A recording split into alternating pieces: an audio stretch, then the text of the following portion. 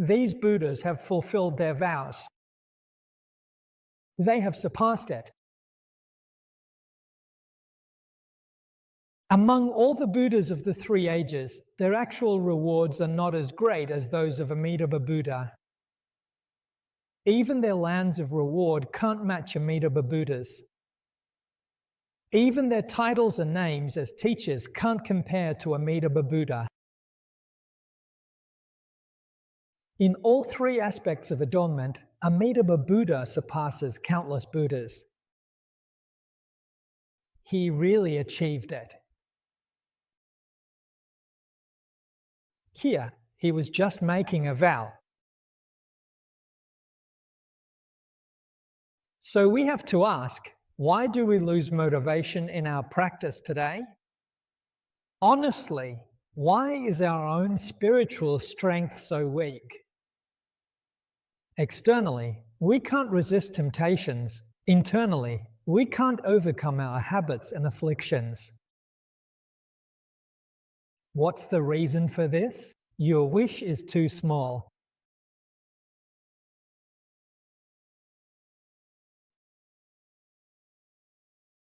That's why it doesn't have any effect. If today you make a vow, why did you become a monk and study Buddhism? I want to save all the suffering beings in this world. If you truly have this kind of vow, the power that comes from it will definitely allow you to subdue your inner afflictions and resist temptations from the outside.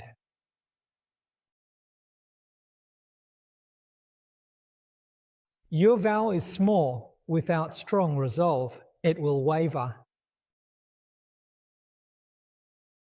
When you encounter challenges, your vow will falter. So what should we do? Let's look at the vows of the great patriarchs and virtuous masters, and the Buddhas and Bodhisattvas. Their resolve is unwavering and will never change. That's why they achieve success. A vow gives you a direction to strive towards. It gives you a goal to work for. You won't give up until you finally and steadfastly reach your goal. You should truly and sincerely make a heartfelt vow to help all sentient beings and to compassionately serve all living beings. You need to cultivate your own knowledge and virtue.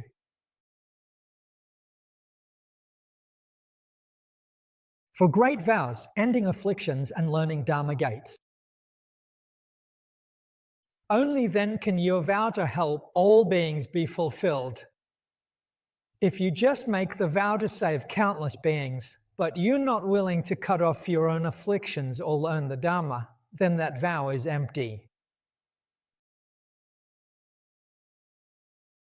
It can't be put into practice. That means your vow isn't practical. Your vow isn't genuine. Whether it's in your studies or in your work in this life, no matter what you do, really,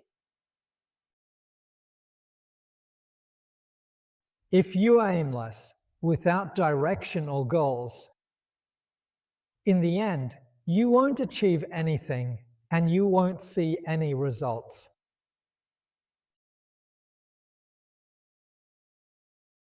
So, let's look at Dharmakara as the best example he's shown us. When we learn Buddhism, who do we follow today? We learn from Amitabha Buddha.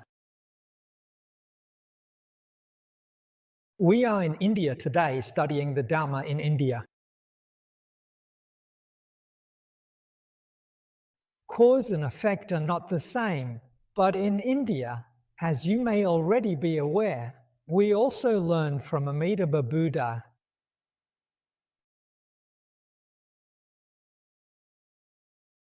So this sums up his great vow. At the end, I asked the Buddha to give him guidance.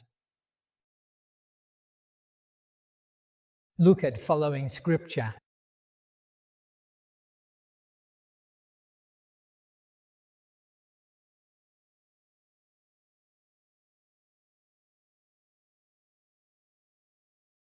The Buddha, king of freedom, hadn't revealed the hidden treasury, yet spoke these words of the Sutra. Like the great ocean, if someone tried to measure it with a small scoop, after countless eons, they could finish. If one sincerely seeks way and is diligent, they will succeed, if their wishes aren't fulfilled.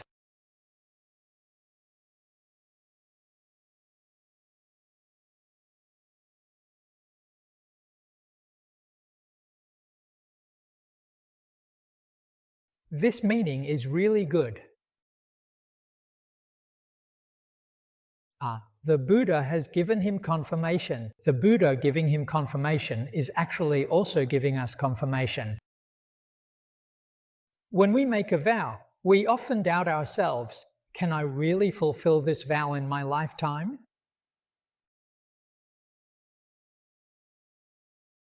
But if you carefully observe the profound teachings of the Buddha, King of freedom in the world, it gives us a strong sense of confidence and reassurance as well.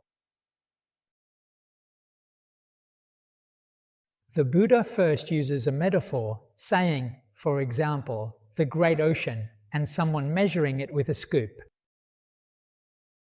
The ocean is vast, tiny scoop. Can you possibly scoop out all the water in the ocean? In theory, it is possible.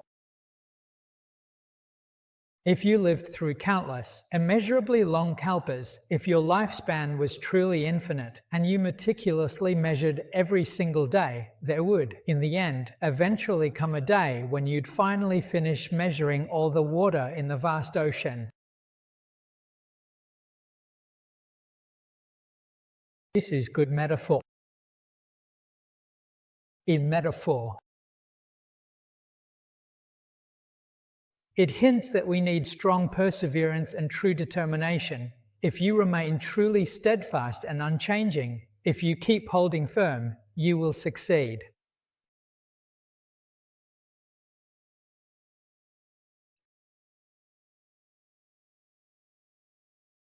Next, read the following text. Note, read aloud, there are people who seek the truth with all their heart. The key lies in utmost sincerity. Utmost sincerity comes from the true, genuine heart, not from a deluded or misguided one.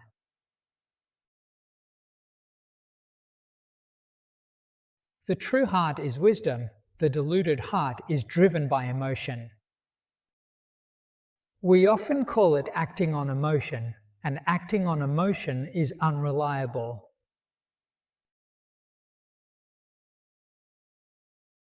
Relying on emotion definitely can't last long. A person can't be good 1,000 days, and a flower can't stay fragrant 100 days. Even if two people are deeply in love and spend every day together, after looking at each other's faces for 1,000 days, there's nothing special left to see. You get sick of it. How to change to a new one when you get tired of it? As soon as you get tired of something, you want something new. As soon as you're bored, you change. That's just ordinary human emotion. It's human nature, just ordinary feelings, and that's how ordinary feelings are. Buddha is wise and sees clearly. Buddha tells us, what are these things? They're false feelings and insincere intentions. Don't take them seriously. If you do, you'll be taken for a ride and suffer for it. Everything you know is fake. If someone says they like you, it's fake, not real. So when it comes time to break up, it's really easy. There's nothing to feel upset about at all, because it's all fake. If they come to cause you trouble or make you angry, that's fake too, so you won't fall for it and you won't get worked up about it. All appearances are illusory. There's nothing that's truly real. The Buddha possesses wisdom. You need to act from your true mind. The true mind never changes. The Shurangama Sutra talks about the ever-abiding true mind. When you seek the way from your true mind, that true mind never changes.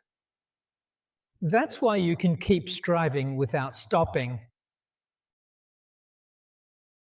The word of diligence, it's important. In the Mahayana sutras and commentaries, the Buddha often says that for a bodhisattva, the only true root of goodness is diligence. A bodhisattva has only one root of goodness, but in worldly good roots, there are three: no greed, no anger, and no ignorance. So you need to understand, once greed, anger, and ignorance are cut off, then your thoughts, words, and actions are truly good deeds. Not a single one is not good. As long as greed, anger, and ignorance are not eliminated, the good you do cannot be relied upon and may not be true good.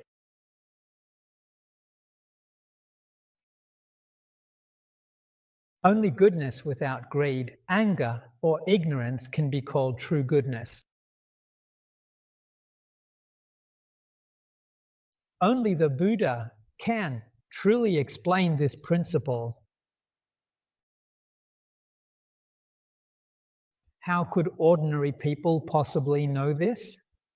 Ordinary people mistake the false for the real.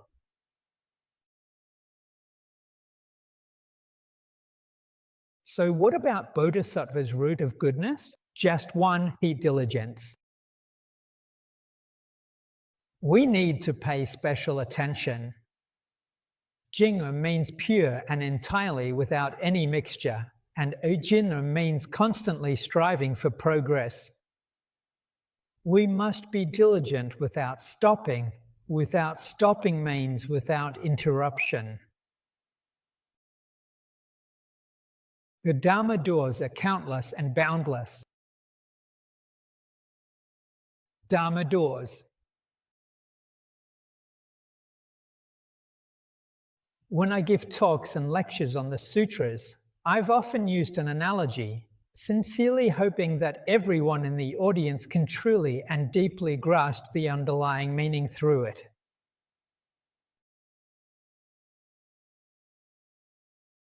The infinite Dharma doors are like a perfect, seamless sphere on its surface. At any given point on the surface, there is a sense of completeness and wholeness.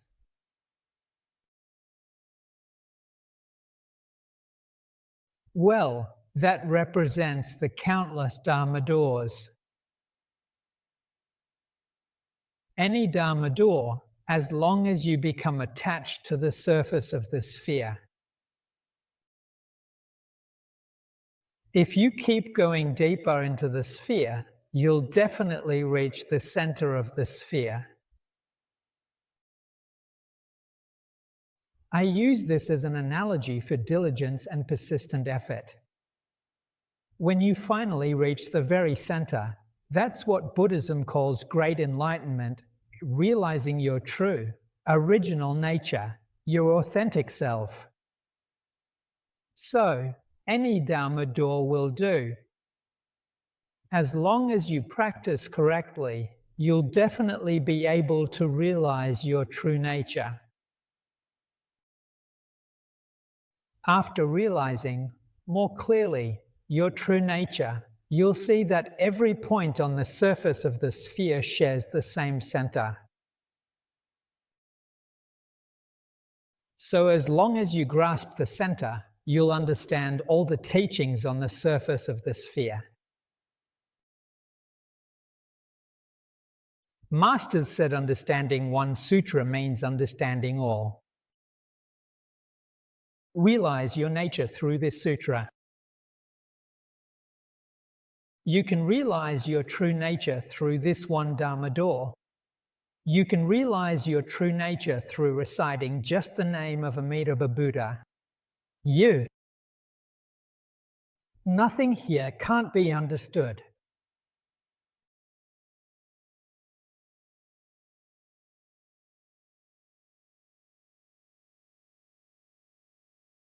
It's not just through Zen meditation that you can realize your true nature. Any method will do, really.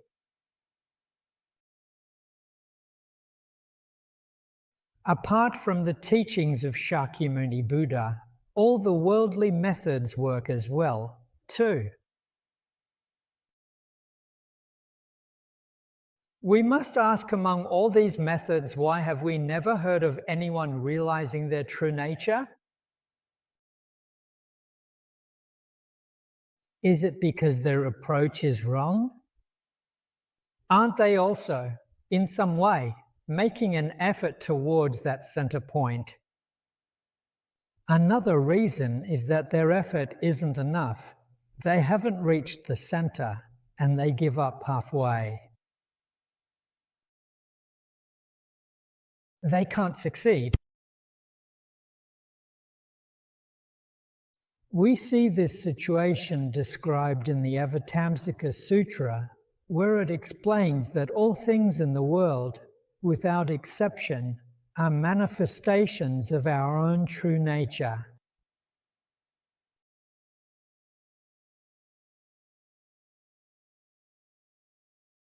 In other words, there isn't a single thing that isn't connected to our true nature. Buddha taught Dharma, all teachings are best. It's not just about Buddha's teachings, there's no difference between them.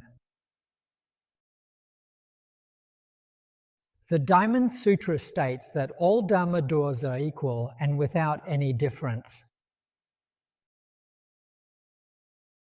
Buddhist teachings and worldly teachings are also equal, there's no difference. The key is, as long as your approach and direction are right, and you continue to persist, steadfastly and with unwavering commitment, with diligence and effort, you'll definitely see results. All can achieve it. This is the first point we need to think deeply about.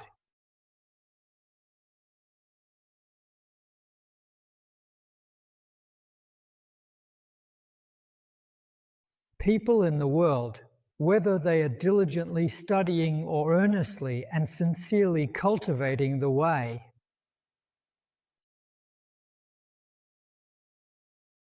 people often get too impatient, eagerly hoping for a quick and lucky success to come their way, rather than waiting for steady progress.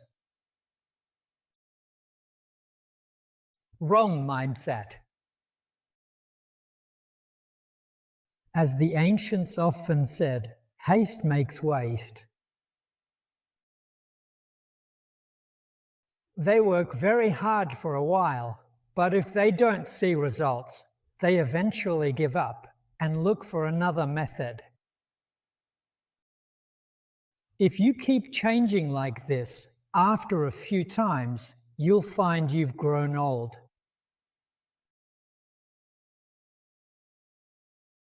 You achieve nothing. No method brings success. Worldly matters are just like the Buddha's teachings. If you want to achieve something, you must focus on one path and keep at it with diligence.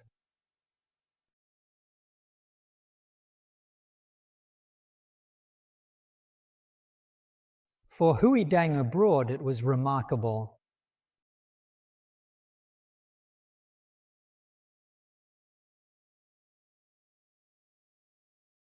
Buddha's sentence. It not only comforts him, but also encourages him.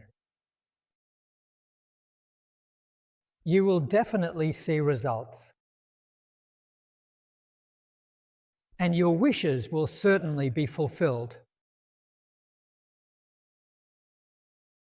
Especially in this day and age, no matter what you do, it's impossible not to encounter obstacles. You need to have firm faith and aspiration and truly apply yourself with diligence and sincerity. Next is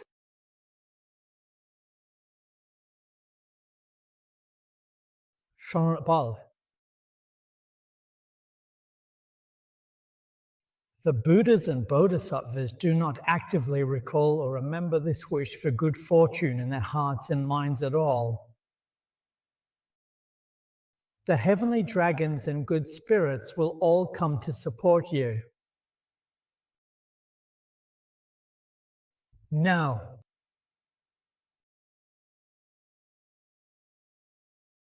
the Tathagata, the King of Freedom, with great compassion, imparted to him the specific and detailed method. Let's look at the sutra text.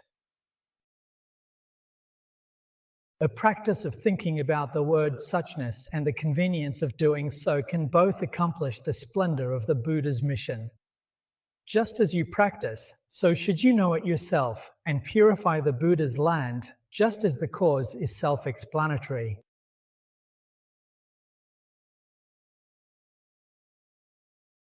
In this section of the Buddha's teaching, 3 key phrases are mentioned: contemplate according to the words, know it for yourself, and the cause explains itself.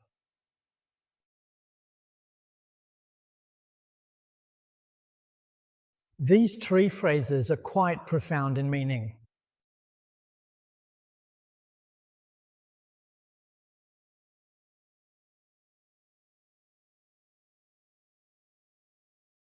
The way the Buddha enlightened him was almost exactly the same as the approach found in Zen Buddhism, which is also known as Chan Buddhism in China.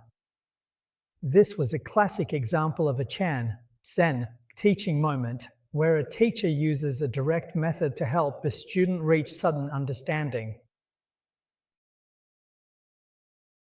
Therefore, we can see that for Zhang is not an ordinary mortal. By right, with just this point from the Buddha, he should have suddenly awakened. But he was extremely compassionate.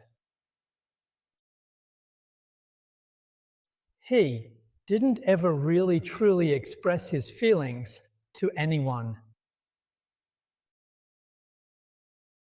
400 million dusts are not my realm. In fact, this is most certainly a performance put on for all of us to say. We really can't comprehend the teachings of the world freely King Buddha.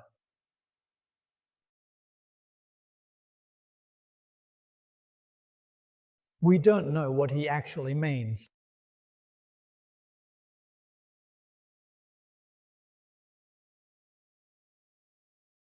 As the ancient masters once wisely reminded us, these 3 simple words truly go straight to the very heart and to the mind. In other words, if you truly and sincerely want to seek the unsurpassed path, if you genuinely, wholeheartedly want to seek,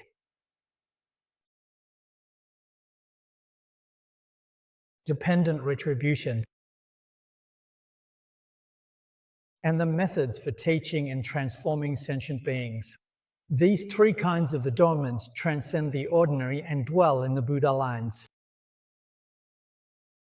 Where should you seek them? Seek them within your own true nature. Buddha's words are truth. If you stray from your true nature, if you can't connect with your true nature,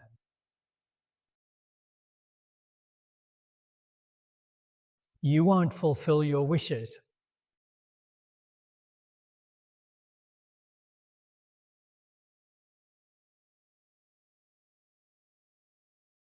In Buddhism, it's said that within the Buddha's teachings, every sincere request will be answered. Why is this said with such certainty? Because every request gets a response. If you seek within your true nature, every request will be answered. If you look outside yourself, you might not get a response.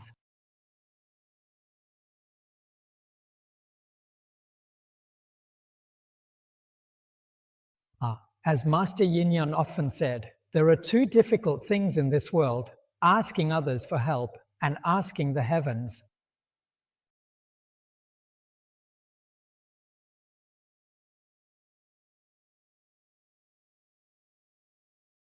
But if you seek from within yourself, it becomes much easier. Even if you ask the King of Freedom in this world, it won't work. He can't help you either. He can only teach you, but you must seek for yourself.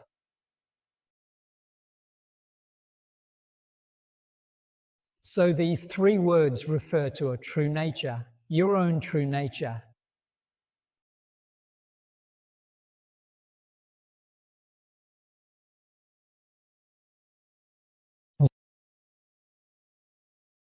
In Buddhism, it's often said that all dharmas, or phenomena, do not have an inherent nature.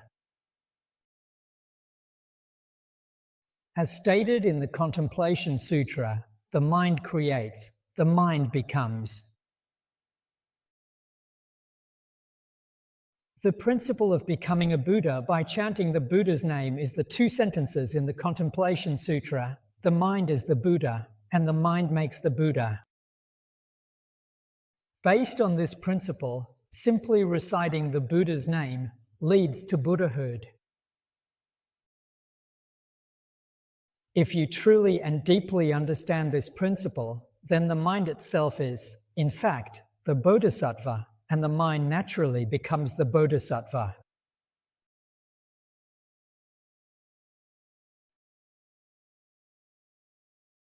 This mind is a person. This mind becomes person. What is a person? A person is someone with no boundaries in their thinking. When you're in the realm of form, your mind becomes human. You become a person. This mind is a ghost. This mind becomes a ghost. And what is a ghost? Greed. People who are very greedy. We all say that he is a sneaky guy.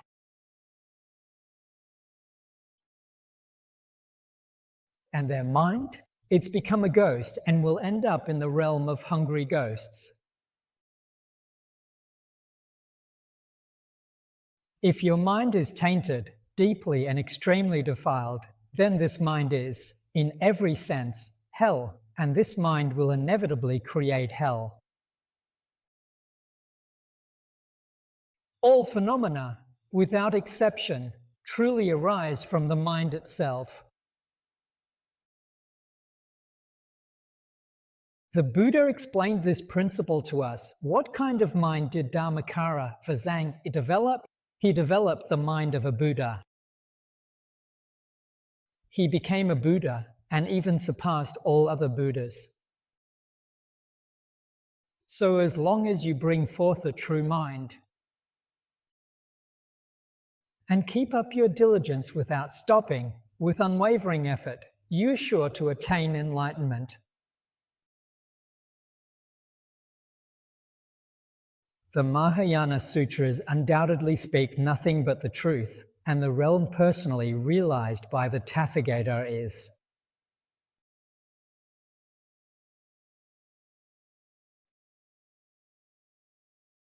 Cause and effect happen at the same time. This is real, it's a fact. So when even a single thought of greed, no matter how small or fleeting, arises in us, the karmic cause for entering the realm of hungry ghosts is already firmly established and set into motion. In the alaya consciousness, the karmic seed for the realm of hungry ghosts is already planted. When a single thought of anger arises, the seed for hell is formed.